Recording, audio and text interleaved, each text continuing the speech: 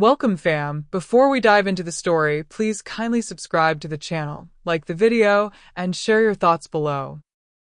It was Thursday afternoon at Juniper and Ash, Santa Monica's premier fusion restaurant where silence was golden and perfection was expected. The lunch rush had faded, leaving only the soft clink of expensive glassware and hushed conversations among customers who wore wealth like second skin. Danielle Harper stood behind the service wall, polishing an already spotless tray when her phone vibrated. Popo, her grandmother, was calling from Taipei, unusual for this time of day. Stepping discreetly between the wine rack and espresso machine, Danielle answered in Mandarin, her voice gentle and respectful. The conversation lasted 30 seconds, checking on Popo's health, something about mixed-up blood pressure medication at the pharmacy. Simple granddaughter concern, spoken in the language of her heart.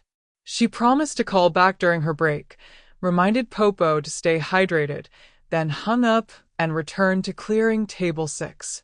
What Danielle didn't know was that Charles Remington III, tech investor and regular customer, had been watching from table 7, and those 30 seconds in Mandarin would cost her everything she'd worked for at this place.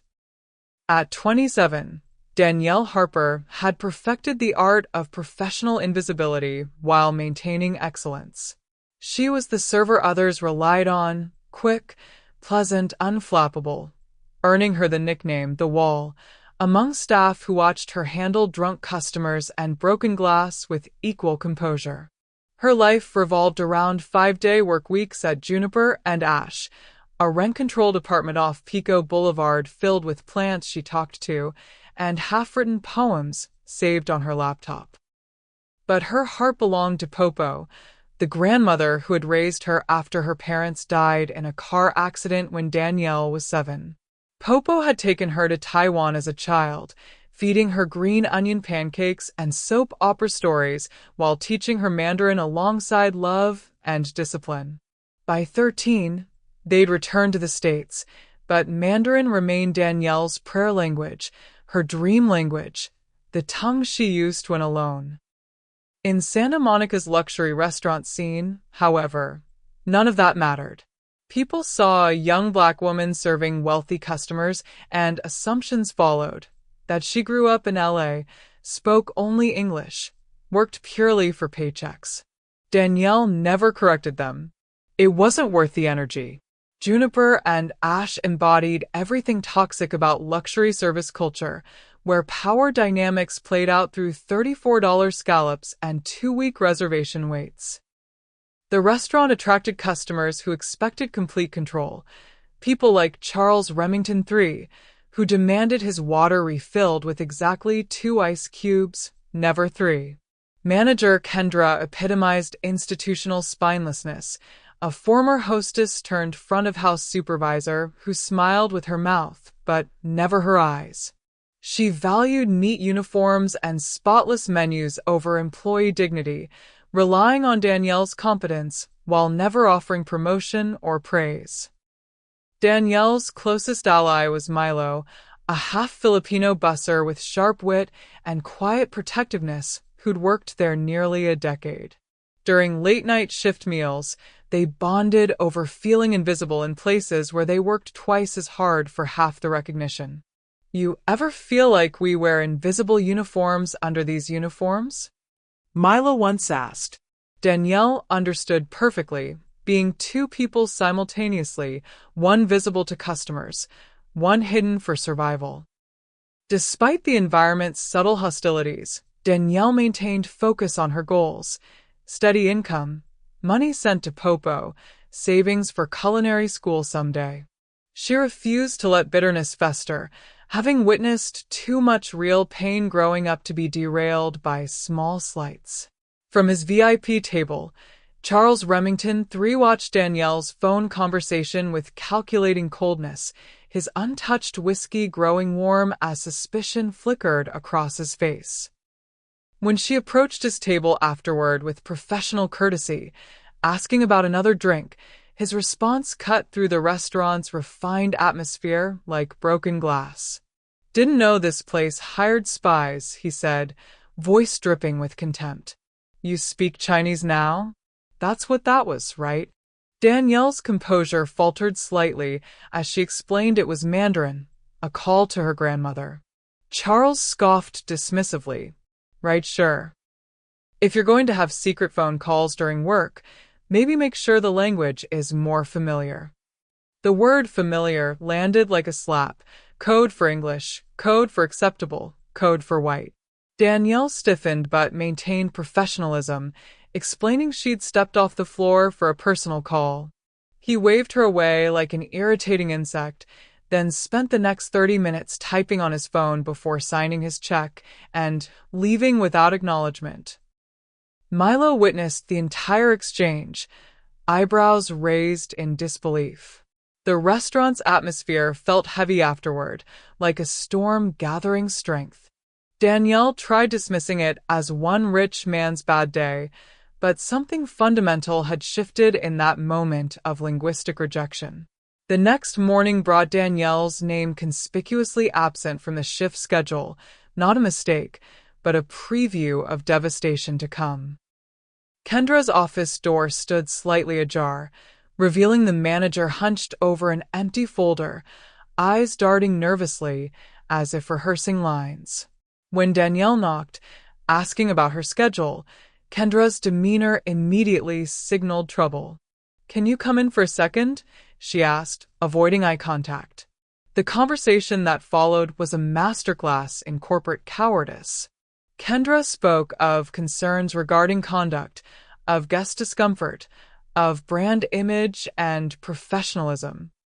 Euphemisms dancing around the ugly truth. The empty folder was theater, a prop to make discrimination look procedural. When Danielle pointed out she'd been behind the service wall, off the floor, Kendra's guilt became palpable. Some guests don't like when things feel unfamiliar, she admitted, the word unfamiliar echoing Charles's earlier condemnation. The irony was suffocating. Fired from a restaurant serving Sichuan pork belly and Thai curry for speaking Mandarin.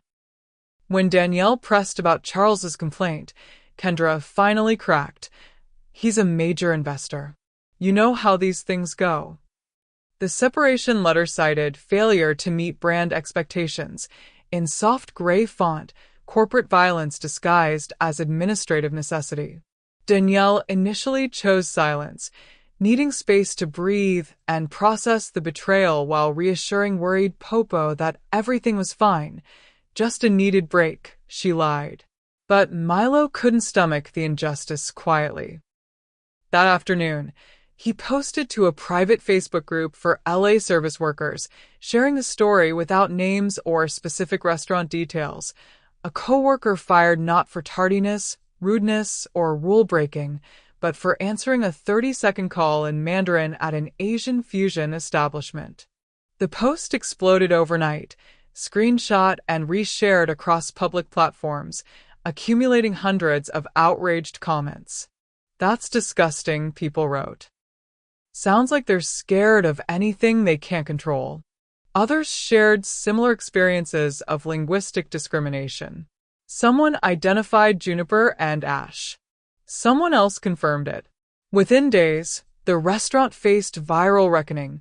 Yelp reviews demolished their rating, photos of their menu circulated mockingly, and someone found clips of Charles Remington speaking at tech conferences, sharing them with captions like, "This the guy who gets women fired for speaking Chinese to grandma." Danielle's phone buzzed constantly with journalist requests, stranger support, and conspiracy theories. She ignored them all, needing time to process how quickly personal pain had become public outrage, how individual injustice had sparked collective fury. After days of contemplation, Danielle crafted a simple, powerful response that cut through social media noise with surgical precision. "My name is Danielle," she wrote. "I was fired from a Santa Monica restaurant after a customer complained about me speaking Mandarin to my grandmother. I wasn't rude, late, or unprofessional. I was speaking to someone I love in a language that's part of me. That's all it took to lose my job." The post garnered 40,000 likes within 12 hours, spawning podcast invitations, news coverage, and support from Asian American advocacy groups and Black media outlets alike. This intersectional solidarity sparked conversations bigger than Danielle had imagined about language rights, workplace discrimination, cultural identity, and power dynamics. People shared stories of being told to speak English at work, mocked for accents, or fired for not fitting corporate culture. Comments poured in from across America and internationally, creating a tapestry of shared experiences around linguistic oppression. A woman from Oakland revealed she'd stopped speaking Spanish at work years ago. A Fresno student played Danielle's post during a class presentation on identity. Strangers from other countries offered solidarity, sharing their own stories of being made invisible for their authentic selves.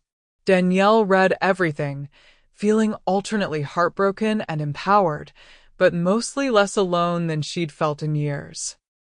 3 days after going viral, Danielle received a cold, formal email from Jay Roth, legal counsel for Juniper and Ash, requesting a meeting to discuss resolution and ensure both sides are heard. Corporate speak for damage control and silence purchasing. After a contemplative beach walk, Danielle agreed to meet, arriving in jeans and a plain white t-shirt while Roth wore expensive gray suits and Kendra sat rigidly, hands folded like prayer. Roth's offer was predictably hollow. Formal apology plus financial settlement in exchange for closure, emphasizing that their client faced threats and reputation damage. "You're worried about a restaurant's reputation?" Danielle asked pointedly. "I lost my income and peace of mind over a phone call." When Roth pushed back about not debating details, Danielle turned to Kendra directly. "You knew it was wrong, didn't you?" The manager's inability to maintain eye contact spoke volumes. Danielle's counteroffer was non-negotiable. Public apology admitting she was terminated for speaking her own language. No NDA. Complete transparency. "That's not," Roth began, but Kendra interrupted, voice cracking. "We'll issue a statement. You didn't do anything wrong. I should have spoken up. I just didn't want to lose my job." The irony hung heavy. Fear of job loss used to justify causing someone else's job loss. Institutional cowardice exposed in its full, shameful glory.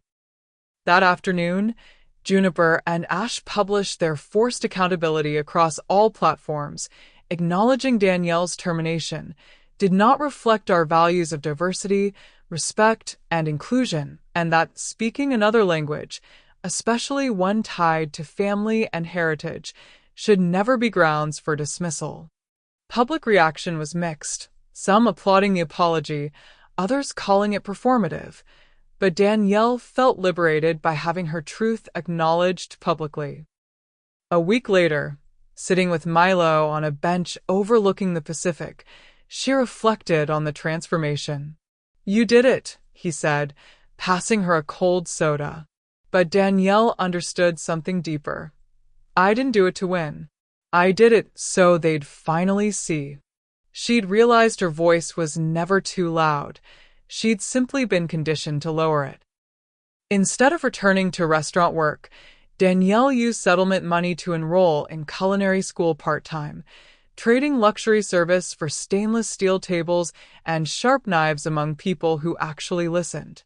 She started a blog featuring Popo's recipes, scallion pancakes, beef noodle soup, soy braised eggs, but evolved to writing about language, about being Black and multilingual, about what it means to be seen as confusing simply for existing authentically. The blog resonated powerfully, with readers saying her stories made them feel understood for the first time, creating community around shared experiences of linguistic marginalization. Danielle's story concludes with profound wisdom earned through pain. Silence doesn't protect you. It merely gives others permission to erase you quietly. She didn't start protests or burn anything down.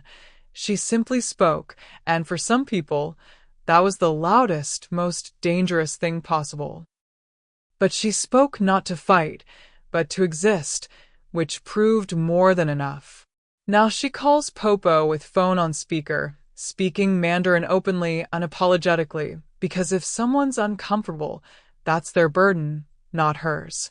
Her blog thrives as people connect with authentic voices discussing food, language, and identity. The ripple effects continue. A woman in Oakland resumed speaking Spanish at work. A student in Fresno found courage to present about identity. Strangers worldwide shared their own stories of linguistic discrimination. Danielle's journey from whispered phone calls to public advocacy illustrates a fundamental truth. Authenticity, though risky, is ultimately liberating. Freedom has a sound, your own language spoken without fear, regardless of who's listening. Her message resonates across communities. You don't owe your silence to anyone, not for job security, peacekeeping, or fitting someone else's narrow definitions of acceptability. Your story matters, your voice matters, your language matters.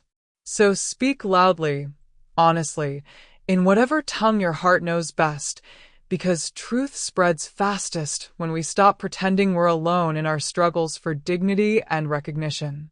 Drop your thoughts in the comments. Leave a like, subscribe, and turn on notifications. Share this video with someone who might be interested. Thank you for watching.